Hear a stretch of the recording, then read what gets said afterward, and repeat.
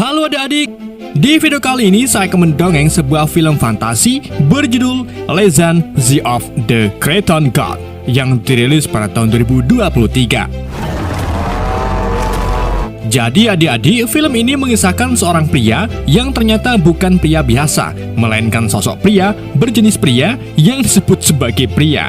Gimana kisah selanjutnya? Mari kita simak alur ceritanya. Film dimulai dengan menunjukkan Gunung Taiping, di mana Raja Chu Hui yang memimpin pasukan barbarian siap menyerang kota yang ada di bawah Gunung Taiping. Asisten sang raja bernama Muo yang juga penyihir pun meyakinkan kalau ini saat yang tepat untuk mereka menyerang kota. Jadi ribuan pasukan dengan brutal menyerang kota hingga terjadi pertumpahan darah.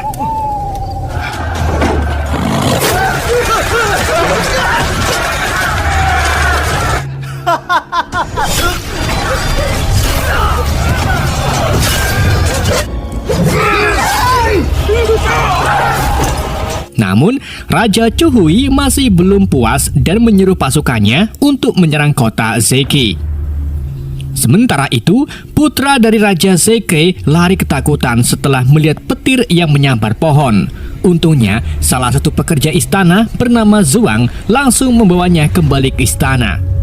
Sedangkan Raja Zeke sedang mengadakan pertemuan karena pasukan barbarian kini semakin dekat. Dan saat pasukan Chu Hui mulai menyerang, Raja Zeke langsung melindungi istri serta putranya bernama Ning. Tapi sayangnya Raja Zeke dan istrinya kehilangan nyawa di tangan Raja Chu Hui serta pasukannya. Tetapi sebelum menghembuskan nafas terakhirnya, sang ratu berhasil membiarkan Ning pergi menggunakan perahu. Sedangkan Ning juga dengan penuh hasrat ingin balas dendam ke Raja Chu Hui.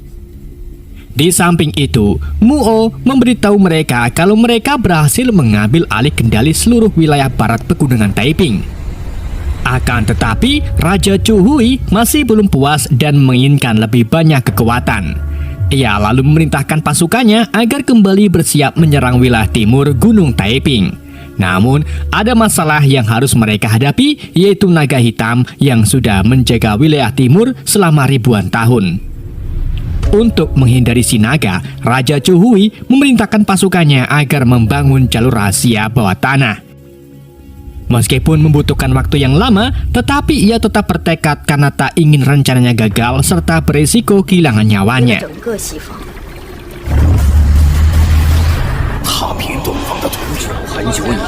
Singkat cerita, 20 tahun kemudian, kita diperlihatkan sebuah desa yang aman tentram dan berada di sebelah timur pegunungan Taiping. Di desa tersebut juga terdapat kakek tua yang menjadi tetua desa sedang menceritakan legenda ke anak-anak tentang Dewa Langit yang setiap abadnya memilih seorang untuk dijadikan kesatria agar bisa melindungi dan menyelamatkan manusia.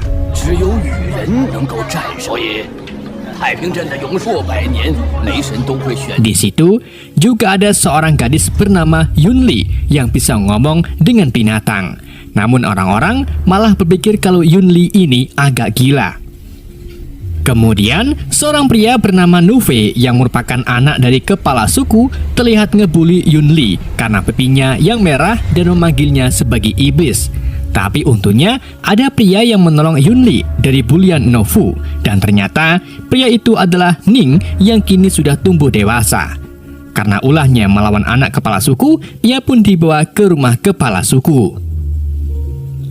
Bersama dengan itu, Muo kembali muncul dan membuat kekacauan di desa tersebut. Ia bahkan membunuh warga dengan mengeluarkan jantungnya.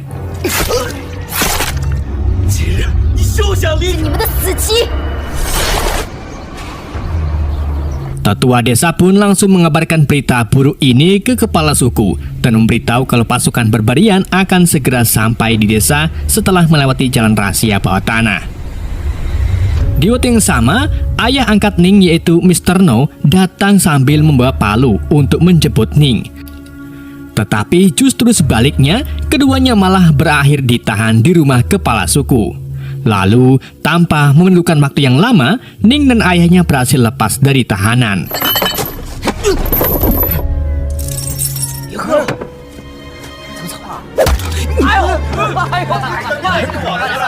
Karena tak mau ayahnya terkena masalah lagi, jadi Ning pun menarik perhatian para prajurit kepala suku agar mengejarnya.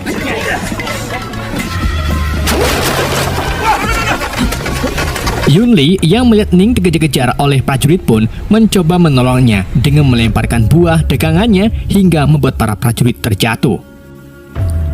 Ning pun kemudian mengajak Yunli untuk kabur dari kejaran para prajurit dan berakhir di sebuah jalan buntu yang sebenarnya adalah gua terlarang tempat naga hitam berada. Karena tidak ada jalan lagi, Yunli dan Ning pun akhirnya masuk ke dalam gua tersebut.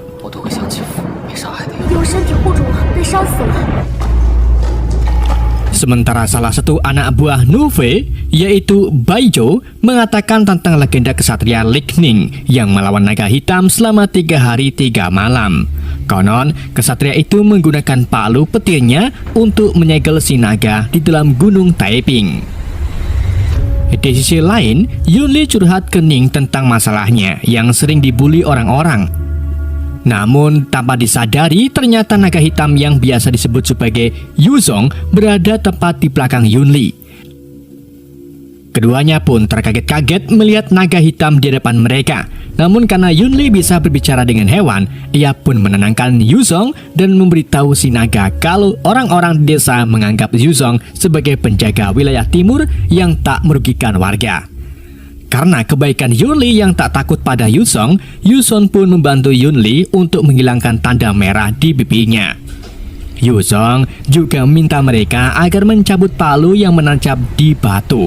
Dengan sedikit rasa takut, Ning lalu mencabut palu tersebut yang sengaja dipasang kesatria untuk menyegel si naga. Yunli dan Ning pun baru sadar apa yang sudah dilakukannya dan segera keluar goa setelah guncangan besar melanda gua tersebut.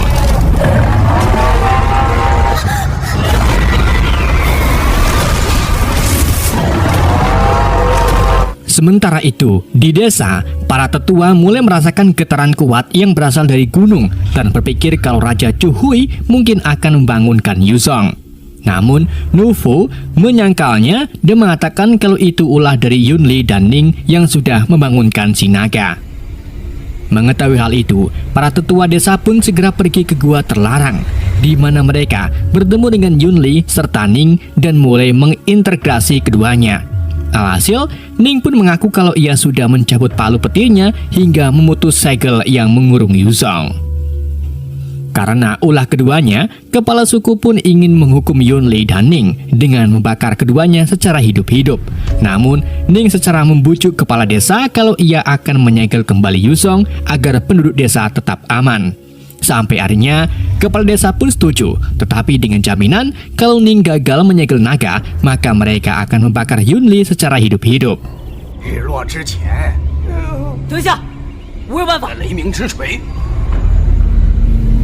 Ning lalu pergi ke dalam goa dan menantang Yuzong untuk bertarung. Yuzong pun secara intens mengeluarkan apinya hingga ke pemukiman desa.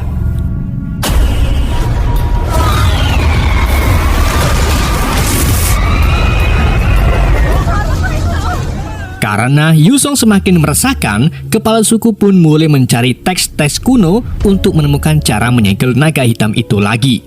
Sementara itu, di dalam goa, Nuvo bersama anak buahnya lari ketakutan dan menghindar dari pertempuran si naga dan Ning. Dengan beraninya, Ning berhasil memegangi ekornya dan menggunakan palu petirnya untuk menahan ekor Yuzong. Namun tak lama Yuzong malah melempar Ning hingga terjauh. Ya bener.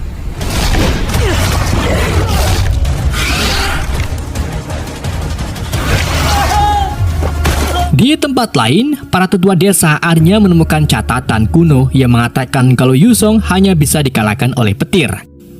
Jadi, saat Ning bangkit lagi dan kembali siap bertarung dengan si naga, sebuah petir besar tiba-tiba muncul menyambar palu yang dipegang oleh Ning. Ketika Ning memukul palu itu ke tanah, seketika Yuzong jatuh kesakitan dan tak sadarkan diri. Begitu pula dengan Ning yang pingsan lalu menjatuhkan palunya.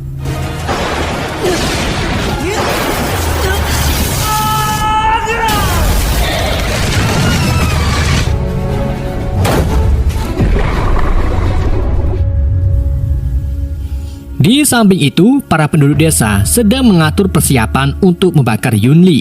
Namun tiba-tiba, Nove dan anak buahnya muncul berlaku seperti pahlawan sambil membawa tanduk Yuzong dan mengeklaim kalau dirinya lah yang mengalahkan Yuzong serta menyegelnya dalam goa. 向大家宣布，我就说过，我会干件大事。对，千真万确，是虎父。 Kepala suku dan warga lainnya pun percaya sambil bersorak untuk Novo. Namun Pak Tetua berpikir kalau ini akan menimbulkan masalah lebih besar karena pasukan Barbarian akan segera menyerang desa mereka. Jadi, kepala suku pun ingin pintu gua yang menghubungkan wilayah timur dan barat agar ditutup. Tetapi Nove yang sombong malah mulai memprovokasi penduduk desa kalau Yunli pantas mendapatkan hukuman mati karena sudah menempatkan nyawa para warga dalam bahaya. Sampai akhirnya Ning tiba dan Nove kembali memfitnah Ning kalau ia lari saat bertarung dengan Yuzong. Mendengar bualan anaknya itu, kepala suku pun jadi marah dan memberi Ning dua pilihan, yaitu dibakar hidup-hidup atau pergi dari desa dan tak pernah kembali. Alhasil, Ning pun memilih untuk pergi dari desa bersama Yunli dan kembali ke tempat kelariannya, yaitu di wilayah barat. 我们现在去哪里啊？ Setelah melakukan perjalanan yang cukup panjang, Ning dan Yunli akhirnya sampai di rumah masa kecil mereka, di mana ia merasa sedih karena ingat tentang masa-masa bahagianya bersama orang tuanya. Di waktu yang sama, Yunli secara tak sengaja menemukan baju besi dan baju ibu Ning yang masih tersimpan rapi. Karena Ning merasa rindu dengan ibunya, ia pun minta Yunli agar memakaikan baju ibunya itu. Namun tiba-tiba, pasukan Barbarian muncul dan membawa mereka ke jalan rahasia bawah tanah.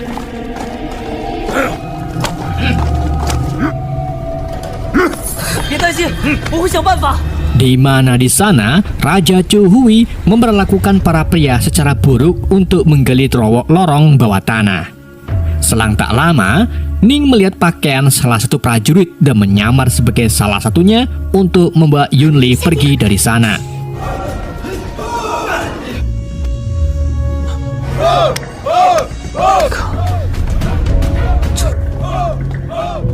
Akan tetapi, mereka dikejutkan dengan munculnya segerombolan gagak milik penyihir Muo. Ditambah lagi, munculnya serigala serta salah satu anggota pasukan yang akhirnya mendorong Ning ke jurang.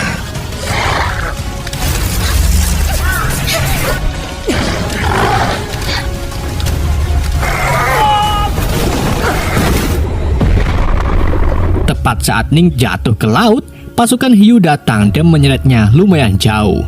Disitulah Ning melihat palu petir yang pernah tak sengaja ia jatuhkan. Ia pun meraih palu itu dan mendapatkan kekuatan barunya untuk menyerang anggota pasukan itu.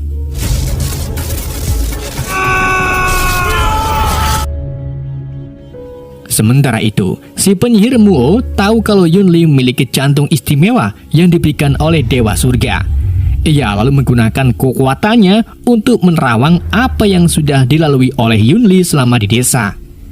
Muo juga mengetahui kalau naga hitam itu sudah tidak ada lagi di pegunungan Taiping, sehingga memberi pasukan Barbarian untuk menyerang wilayah timur secara langsung. Di sisi lain, Ning kembali untuk mencari Yunli, namun ia tak menemukannya di sana. Jadi Ning pun membebaskan semua tahanan dan mengambil baju besi ayahnya. Namun tiba-tiba serigala putih kembali muncul dan langsung menyerang Ning.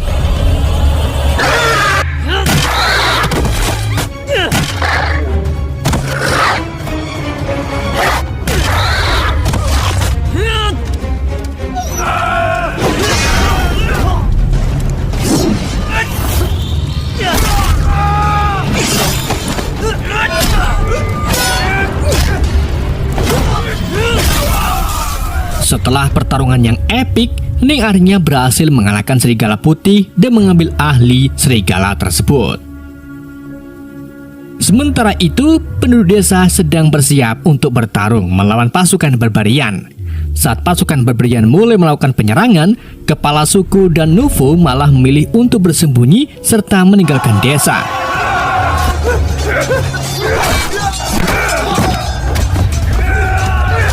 Situasi desa pun menjadi sangat kacau, tapi untungnya Ning segera datang dengan menunggangi serigala putih untuk menyelamatkan ayah angkatnya yang sudah sekarat. Ia lalu menggunakan palunya dengan hanya satu pukulan untuk menjatuhkan pasukan barbarian. Ayah angkat Ning pun merasa senang karena melihat Ning kembali ke desa. Sebelum akhirnya ayah angkat Ning mengembuskan nafas terakhirnya. Kini, Ning dan para warga desa memilih bersatu dan berjuang untuk mempertahankan wilayah timur. Dan saat peperangan antara warga desa dan pasukan barbarian terjadi, ternyata Muo tahu kelemahan Ning. Jadi, ia dengan kejam mengambil jantung Yunli hingga membuatnya sekarat secara tragis di hadapan Ning. Tak sampai di situ saja, Muo juga mendorong Yunli sampai jatuh ke bawah jurang. Ning yang melihat itu pun tak tinggal diam dan langsung melompat untuk menyelamatkan Yuli. Dalam situasi seperti ini, tiba-tiba kekuatan dahsyat muncul di mana Ning mendapatkan sayap untuk terbang. Ternyata itu ulah Dewa Langit yang sering dibicarakan orang-orang. Dewa Langit muncul setiap 100 tahun sekali untuk memilih kesatria. Sayangnya, Yunli tak bisa bertahan lebih lama lagi, dan sebelum meninggal, ia memberitahu keinginannya untuk hidup dengan tenang tanpa dibully siapapun.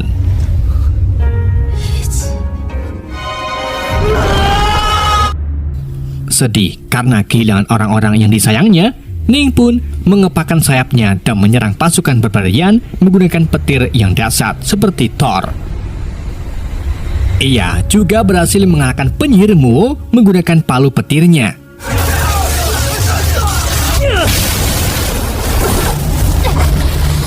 Raja Chuhui pun menjadi murka dan mengajak Ning untuk duel. Keduanya lalu saling menyerang menggunakan senjata masing-masing. Sampai akhirnya Ning berhasil mengalahkan Raja Chuhui menggunakan palu petirnya.